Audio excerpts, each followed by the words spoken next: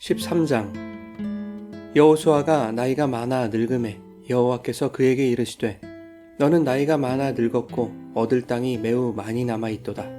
이 남은 땅은 이러하니 블레셋 사람의 모든 지역과 그슬 족속의 모든 지역 곧 애굽 앞 시홀 시내에서부터 가나안 사람에게 속한 북쪽 에그론 경계까지와 블레셋 사람의 5 통치자들의 땅 곧 가사 족속과 아스돗 족속과 아스글론 족속과 가드 족속과 에그론 족속과 또 남쪽 아위 족속의 땅과 또 가나안 족속의 모든 땅과 시돈 사람에게 속한 무아라와 아모리 족속의 경계 아벡까지와 또 그발 족속의 땅과 해 뜨는 곳에 온 레바논 곧 헤르몬 산 아래 바알갓에서부터 하맛에 들어가는 곳까지와 또 레바논에서부터 미스르본 마임까지 산지의 모든 주민 곧 모든 시돈 사람의 땅이라.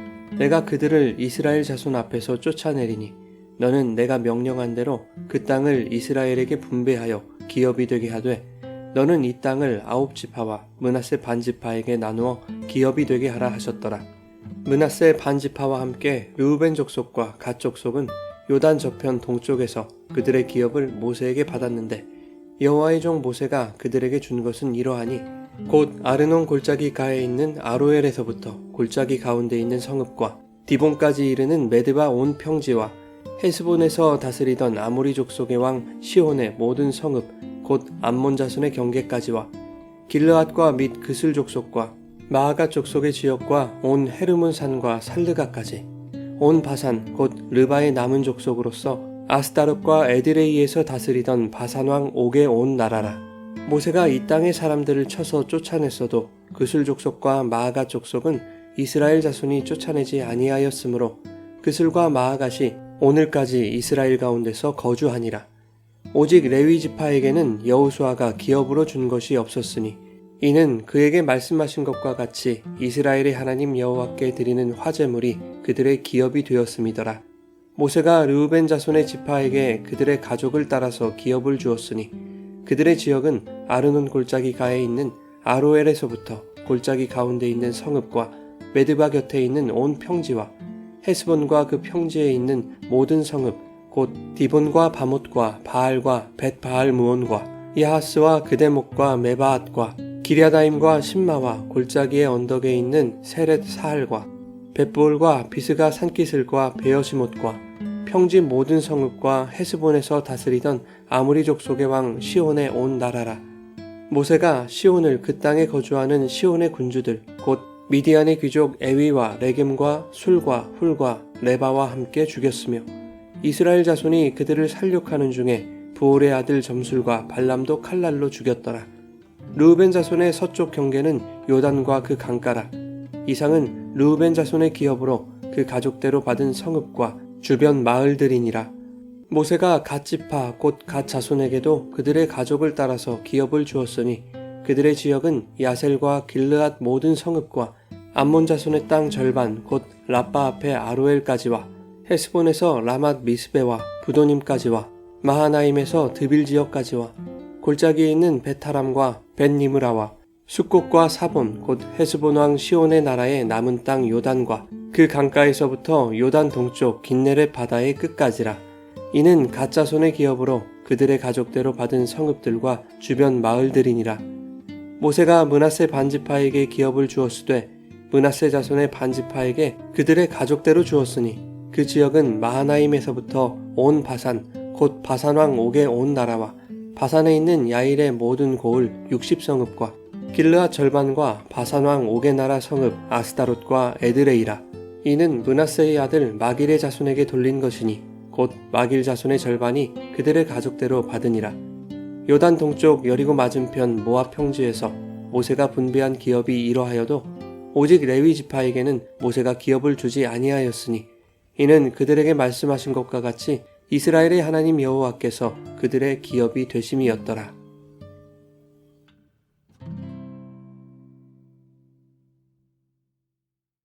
여러분 좋은 아침입니다. 오늘도 말씀의 은혜가 여러분의 삶에 풍성히 임하기를 소망합니다. 본문은 이스라엘의 가나안 정복에 대한 2가지 관점을 보여주고 있습니다. 첫째는 큰 틀에서 가나안 정복이 신속하고 극적으로 이루어졌다는 것이고, 둘째는 정복한 이후에도 여전히 그 땅에서 살고 있는 원주민들과 싸워서 그들을 몰아내야 한다는 것입니다.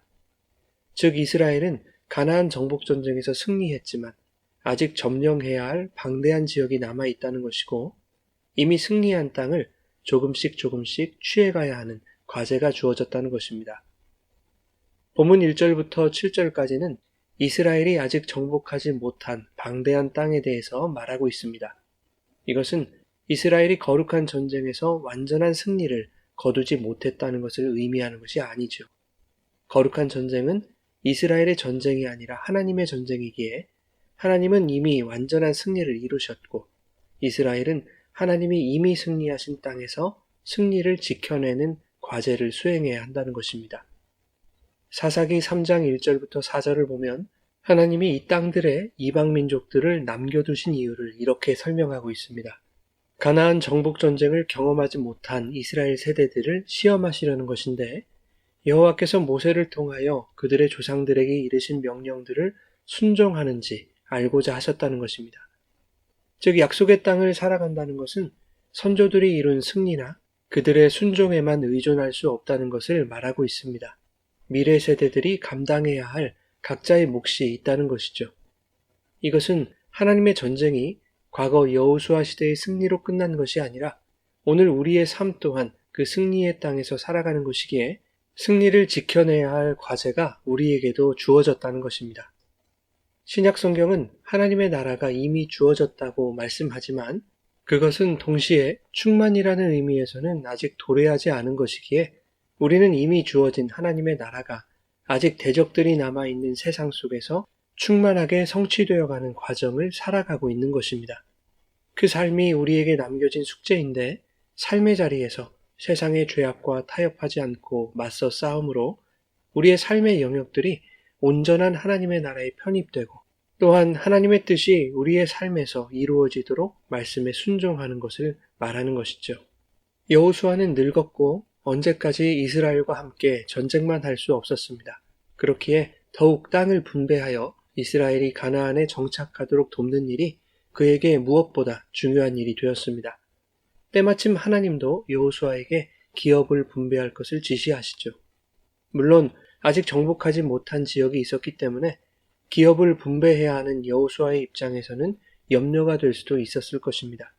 하지만 6절에 보면 이스라엘이 정복하지 못한 땅들에서 하나님이 이방 족속들을 쫓아내실 것이라고 말씀하셨습니다. 그러므로 너는 내가 명령한 대로 그 땅을 이스라엘에게 분배하여 기업이 되게 하라는 것입니다.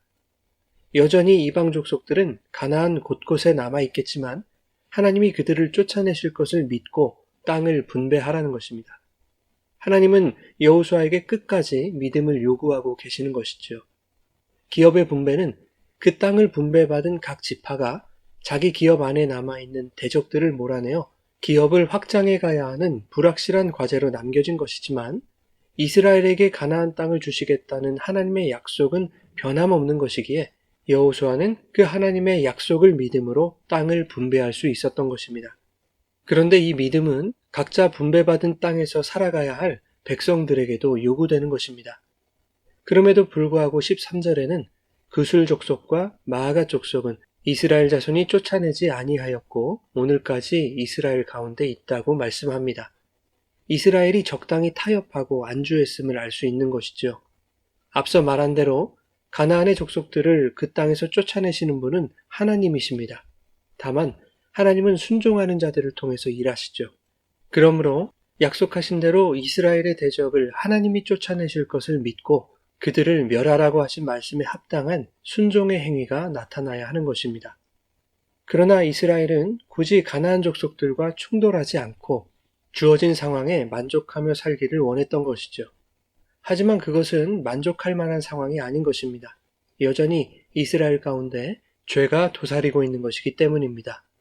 이러한 영적인 전쟁 상황을 문제 삼지 않는다는 것이야말로 이스라엘의 위기인 것이죠. 다윗의 시대에 비로소 하나님이 약속하신 가나안 땅을 완전히 정복하는데 그 전까지는 이스라엘이 그술과 마아가 족속처럼 이방 족속들을 남겨두었다는 것입니다. 모두 쫓아내라고 하신 하나님의 말씀을 이 정도면 되지 않겠는가라고 합리화하며 충돌을 피하고자 했던 것입니다. 그러나 남겨둔 족속들 때문에 이스라엘이 겪은 고통은 이루 말할 수 없는 것이죠. 선조들이 믿음으로 행하지 않으면 그것은 고스란히 후손들이 치러야 할 대가로 돌아오게 되는 것입니다. 오늘 우리가 행해야 할 영적 전쟁을 피한다면 미래 세대의 교회는 엄청난 위기의 국면을 맞게 될 것이 자명하죠.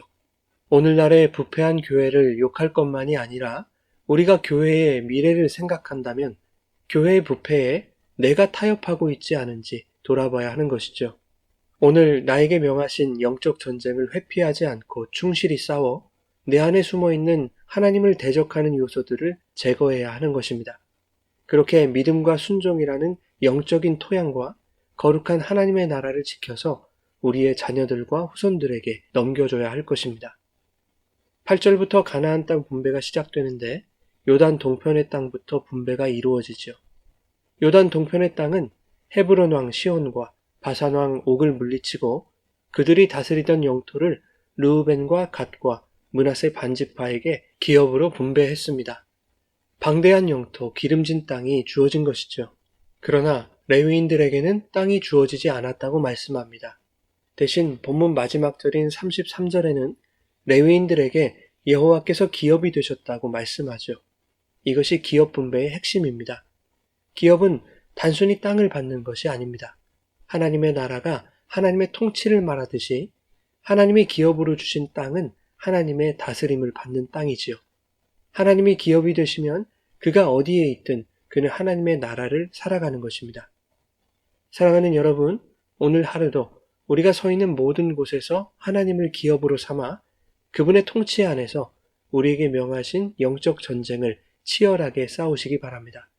그 영적 전쟁에서 나 자신과 내 삶의 모든 영역 속에 숨어있는 하나님을 대적하는 어두움들을 제거함으로 하나님의 나라를 거룩하게 지켜가는 믿음과 순종의 삶이 되시기를 예수님의 이름으로 축원합니다.